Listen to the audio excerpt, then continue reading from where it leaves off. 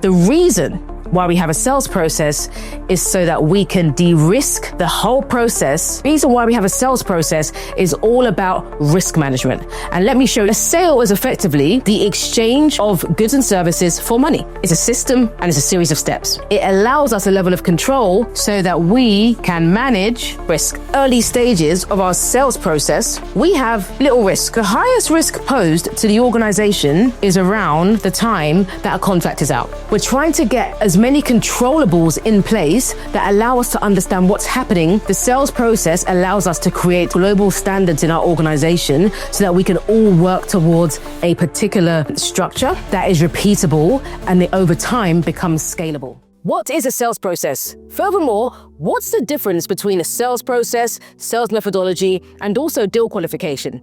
Because if you are in B2B sales, RevOps, or any similar role, at some point, this is going to become a problem that you need to understand and also solve. Maybe you are a sales leader, maybe you are a rep, or maybe you've just entered into a revenue operations role. Right now, you have just been told, fix the sales process or build one. And you're currently thinking, when you go online, you get told one thing. When you read books, you get told another thing. When you engage with different vendors and suppliers, they all use the same words, but the lines are a little bit blurry. And you're still left thinking, so what exactly is it that I need to do? So if you're asking yourself, what exactly is a sales process? And how can I tell the difference between process, methodology, and qualification? Then I've got you. So in this video, I'm going to do 3 key things. I'm going to explain what a sales process is. We're then going to move into understanding what a methodology is. Then we're going to spend some time breaking down what qualification is, all the while helping you to figure out how you can bring these all together so that you can not only build something that you can actually measure and iterate on, but also look pretty impressive inside your own organization. But before we dive in, if this is the first time that I'm appearing in your feed, my name is Hannah Ajikawo. I am the CEO and founder of Revenue Funnel, and Revenue Funnel is a go-to-market consulting firm that works with B2B organizations to help them to identify and solve the structural issues that block growth.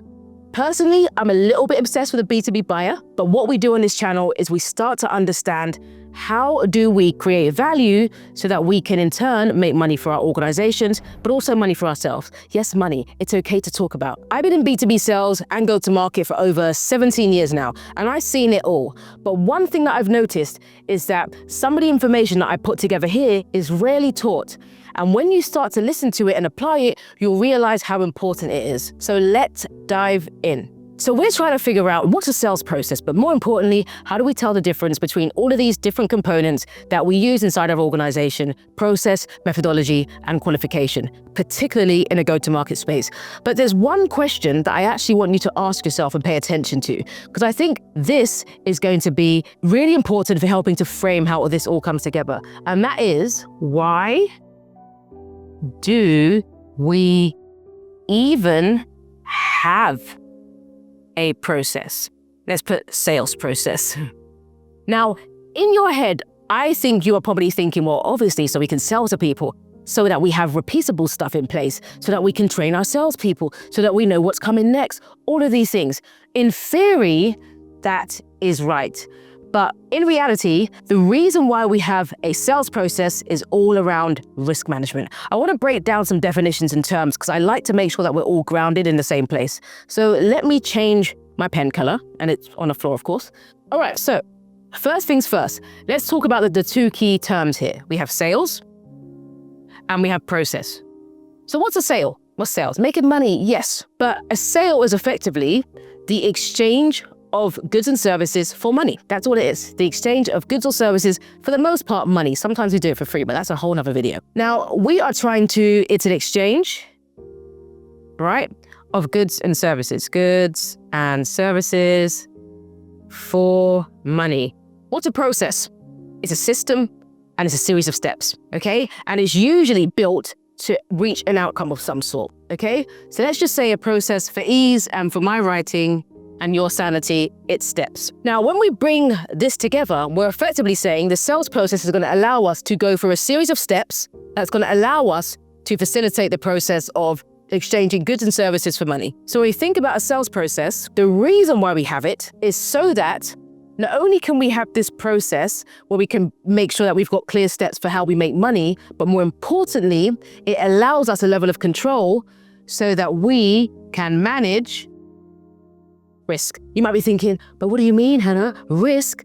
I'm going to get into it. I'm going to show you exactly why this is so important. So when we think about risk, let's talk about sales process as a term first, okay? So what is a sales process? A sales process is a series of semi-linear steps that we take a prospect or customer through in order for them to actually exchange money with us and ideally reach closed won. Closed won is effectively just a term that is used in a CRM that basically means the deal is closed, the deal is done. Amazing. Voila. Here we go. All right. So that's all we're talking about when it comes to sales process. Okay. So sales process means semi-linear steps that we take a prospect through and a buyer through to allow them to give us money so that we can give them goods and services, right? So let's just call it semi-linear steps. Now, why is the sales process important? And why do I talk about it in the terms of risk? When we do not know what the heck is happening when it comes to our interactions with prospects, it increases the risk of this not happening. So the reason why we have a sales process is because of this little table that I like to draw. On this side, on this axis, we have risk. On this one, we have time. At the really early stages of our sales process, we have little risk. Risk is quite low. And the reason why is because it's really early on, we haven't invested anything at all. Unless we've done a special campaign, that's different. For the most part, we haven't really invested anything. We got some marketing, we got some staff, they've come to us, we're now engaged with them. Sometimes it's not even through marketing. They just heard of us, right? So we've now engaged with this prospect and we haven't invested that much time. The business isn't expecting this revenue. They just know that we're having this conversation, which means from a risk of them spending money with us and us spending too much time, effort, resources, it's pretty low. We could talk to them after 20 minutes, be like, that's not for us, goodbye.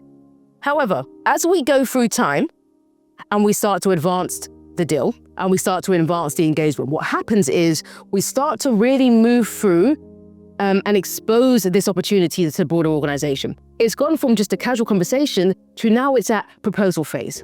And then it goes to a place where we're contracting. And then, of course, that's where the highest risk is.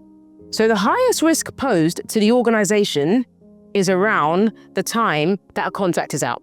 Because now we have committed to the organization and the people up above, the important people, that we now have $100, $1,000, $100,000, $1 million, $1 billion in revenue that's about to come into the organization. And it's at the highest risk because it's like, if this doesn't, oh my God, we've now made so many decisions on this. So we have to make sure this is right. So the responsibility and understanding around the sales process becomes fundamental when we see it in the context of risk. We're trying to get as many controllables in place that allow us to understand what's happening so that we can anchor our organization around the different steps so we can allocate resources, we know how much time it's going to take, we can get our efforts together, we can also donate money into the process. So sometimes we have to spend additional money to make sure that a deal closes, and we can also make sure that we look good as an organization because we can show that we are experienced in this. So this whole sales process, these semi-linear steps is for us, is a way to get control over what's going on so we can actually iterate on the steps so we can see how we can make particular changes at different stages. We could observe and measure how well it performs in actually aiding the process of getting money for the services that we offer. And then we're in a position to create a standard. The sales process allows us to create global standards in our organization so that we can all work towards a particular structure that is repeatable and that over time becomes scalable, okay? So the sales process is really important. I hope that is now a little bit clearer for you. Now, where it starts to become a bit murky is when people are really trying to understand, okay, so what's the sales methodology? Don't worry, we're going to get into that. So let's dive into sales methodology. So if we keep that this risk diagram in your head, okay? Risk for the sales organization start to increase over time as this money and the potential of this money coming into the organization becomes more real. Think about it in your personal life. You have a salary, I'm hoping. You got a salary that you get every month, every week, whenever. You expect that salary. So imagine at the point of time where all of your bills are due around the time of your salary, okay? That's where the most risk is. So imagine at that last minute, your company decides we're not paying you. And all of the other things and responsibilities that were relying on that money are no longer available. Now, if you found out at the beginning of the month or maybe 30 days prior to that date that, you know what, we're not gonna pay you, you now have 30 days to fix it. You've got all this time and stuff to sort about. So it kind of applies in the same way. Not the best example, but I'm hoping you're staying with me. All right, let's talk about sales methodology. Methodology. You thought you could get me. Okay, let's talk about sales methodology. Now, we have our sales process, so let's just iron that out. And let's just do a theoretical sales process here, right? So we've got an intro call, or what someone might call a qualification call. And if you don't know what qualification means, that's coming. So you have intro, then we have, let's just say we have a discovery, and maybe a demo. From here, really easy, we have a proposal, we have a contract, and then it closes. That's our sales process. So let's just say process. Our sales methodology is the thinking, the working, and the sequencing of actions inside the process, okay? So when we're thinking about a sales methodology, it's not a process. That's not involved in it. It's the sequencing, it's the thinking, it's what we apply to the stuff we're gonna do, the kind of philosophies, the actual programs that we have that allow us to work inside this process so that we can move things forward. And that's the key difference. The methodology is the things, the thinking, and the sequencing of actions. The process are the actual category and the actual steps, okay? And there's things that we do at each stage, and there's thinking applied at each stage that allow us to move in and out of certain processes. Method here, there's a method here. There was definitely an easier way of doing this, and there's a method here. So there are various different sales methodologies floating around. Now, you can think of something like spin selling when we're trying to ask questions to reveal and uncover needs, which is really consultative. You're talking about value-based selling where we're trying to find a tangible outcome and work with a prospect towards that desired outcome. There might be gap selling where you're trying to understand where are you now, where are you trying to get to, and how do we work with you in between to ensure that happens. You have challenger sales, right? Where you're talking about teach, tailor, and take control, where you really try to reframe how a prospect's thinking about the problem, that you own the dialogue, you take responsibility for that. Now, it doesn't matter which methodology you choose. Different organizations have different preferences, but effectively, it's about what makes sense for the type of sale, the type of solution and services that you have, your market maturity, all of these pieces that's going to allow you to develop the right types of methods inside your process to allow it to move forward. What is the thinking behind the intro? What is it that you're going to do if you are value-based? What is it that you're going to try and uncover? If you are a Sander organization where you're trying to develop mutual respect, take them on a journey, be consultative, what is the stuff that you're going to do in the intro? Okay, it's going to be very different sometimes to the other kind of philosophies or methodologies. So the difference between the sales process and the methodology, the sales process is the semi-linear steps that you take, the concrete different, like you could imagine them being the top bullet point, right? The methodology is that kind of indentation. What do we do inside that bullet point? It relates directly to that bullet point, that process. Now, let's get into qualification, because this is where I see the most confusion when it comes to organizations trying to make sense of this. In fact, before we get into deal qualification, there's one more thing that I want to add to methodology, because this is another element that people often miss out and it creates confusion. And this is when you have a rep or someone inside the organization and it's like, we've got a great sales process. I understand our philosophy, but how do we go about doing the thing? What is this method? What does it look like in its kind of granular detail? And that's where we introduce tactics. So tactics are the specific actions. So we said that the methods are going to sequence the actions. This is the structure of the meeting. These are the things that you say at the top, at the bottom. But then it's like, okay, so what do I say? What are the specific things I do? And this is where I see a lot of things break down, hence why I exist inside my organization to help companies fix this. But I want you to fix this because you should know this. If you have any responsibility as a leader or a RevOps person or even sales, challenge the organization. How am I supposed to run that call? What am I supposed to do in the discovery? I get there's a structure to it, but what do I say? How do I know I'm doing good or bad other than the deal just not closing, okay? So the tactics are going to be the things, the different actions that you take that allow the methods to come to fruition and allow you to move forward inside your sales process. Now let's talk about deal qualification. Okay, so I'm going to split this page in half and let's talk about deal qualification. Let's get new pens.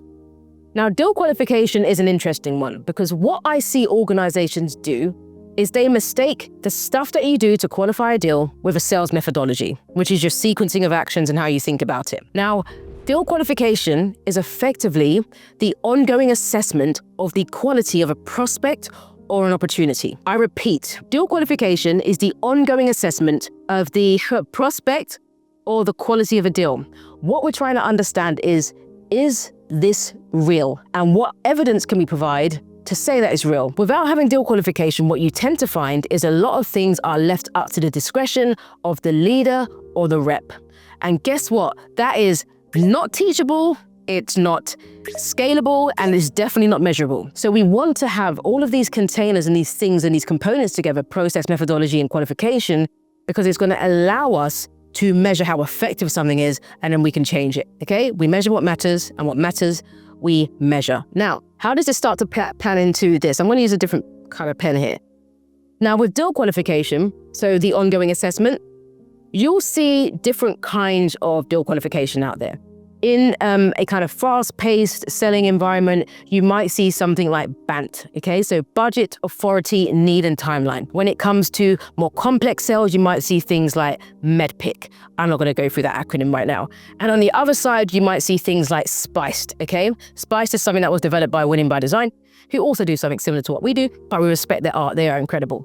Now, thinking about those different deal qualifications and how this is an ongoing assessment, how does that then fit into the process and the methodology, Hannah? Don't worry, we're gonna get there. We have our sales process, we've got our steps, we've got our methodology, that is our thinking, the sequencing of actions, it's the way that we actually go to sell. It's the stuff that we do. It's our own internal philosophy around sales.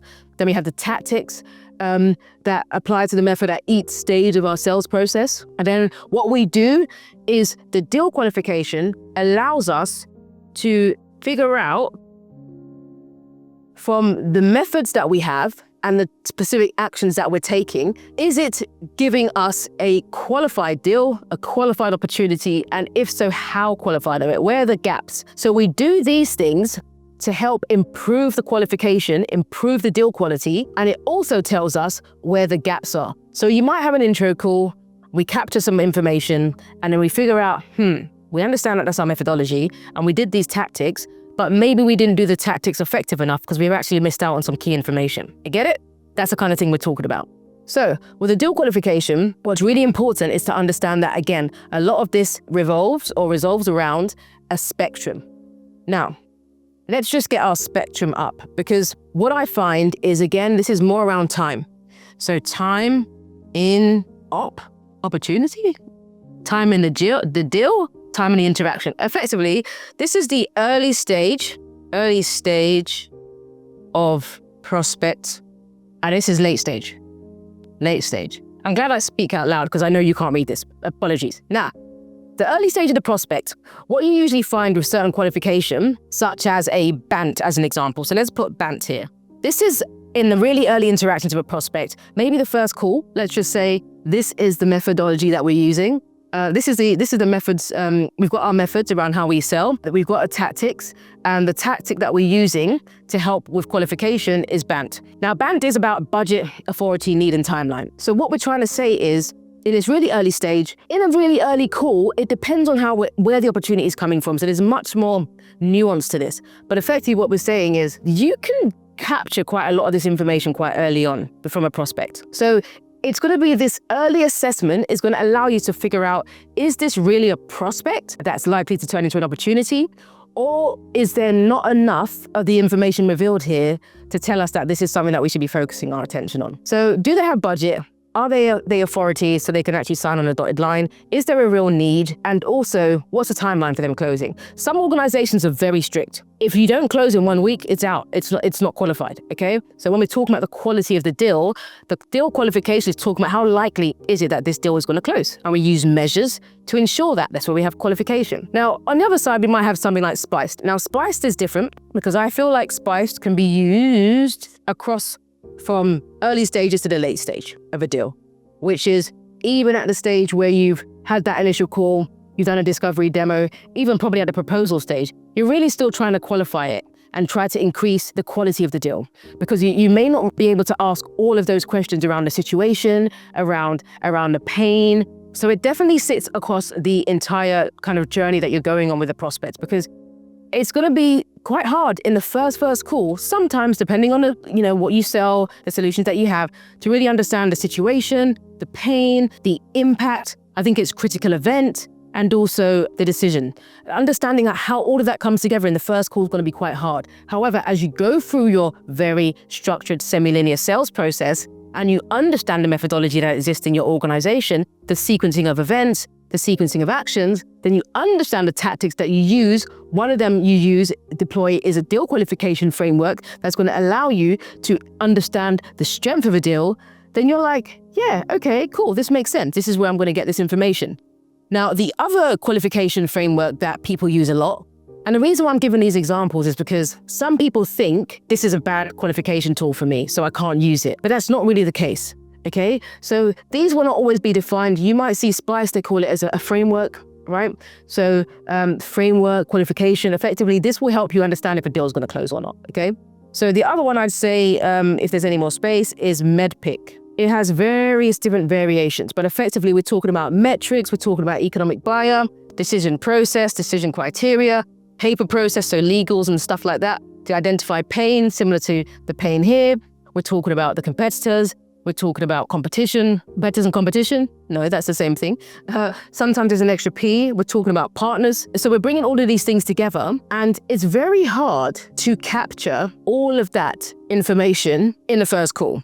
And this is why I always say that when we're talking about deal qualification, you have to make sure that if you are using something like MEDDPICC, you do have something that's right up front, or you do very clearly identify out of this framework which part are you going to take to be the tactics that support certain parts of your sales process. So as an example, you may say in your organization, it is really important that in between these two calls, we find out what the metrics are that they care about, and we really want to identify the pain, right? So we really want to understand what exactly is it that they are trying to understand, what is it that they're trying to do. So that's going to be critical. We may say at the early stages, maybe lightweight. So tell me a bit more about your decision-making process, okay? So we may say at this stage, we do mid. As we get further, we start to understand maybe the competition here. We start to understand who could be an economic buyer, because how can we send a proposal to someone if we don't know who's going to sign it? We might want to understand a bit more about a decision process, right? Rather than just a criteria. So what's the process? How do you actually do this? We may want to understand more about any partners that are involved in here before we send a proposal. So this is where we say, this is the tactic that we're going to call. So the questions and the stuff that we do around these questions, around these different parts of the acronym, that we're actually going to pull in as a tactic that we're going to use to support our process. Okay? So remember, it's really about making sure that you have a clear understanding of each of these pieces, because when you really get into the weeds of it, and you structure it out and you have it in a nice visual diagram and it's all mapped out using process principles, it is going to make your life so hard. It takes time, but you have to first start by having a grounding understanding in exactly what all of these things mean. So to anchor this all together so it makes sense for you, the process, where is the deal? And it's all about de-risking the deal so that we can make sure that we are clear on what semi-linear steps are in place to de-risk the whole system of us selling our products and services in exchange for money. Methodology is how we think. How do we apply stuff to our sales process that's going to allow us to be successful, so it's trackable. We know that this is our principle. We know that we are a value-based selling organization. We're a consultative selling organization.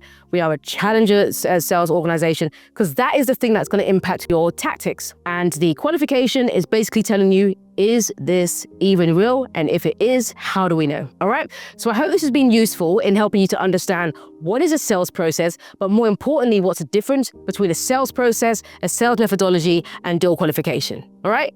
Okay. Until next time, people. See you then.